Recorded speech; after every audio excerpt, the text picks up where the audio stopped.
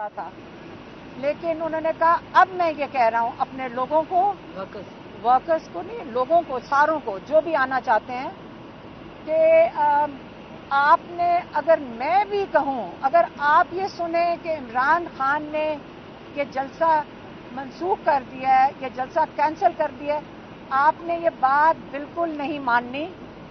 आप क्लियर हो जाएंगे, ये बिल्कुल मेरे नाम भी कोई इस्तेमाल करेगा, आपने नहीं मानना।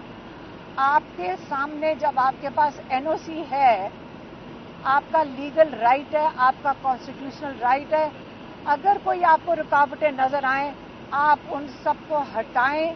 आपका आईनी हक है कि आप अपनी मुकाम पे जो जलसागाह है वहां पे आप पहुंचें।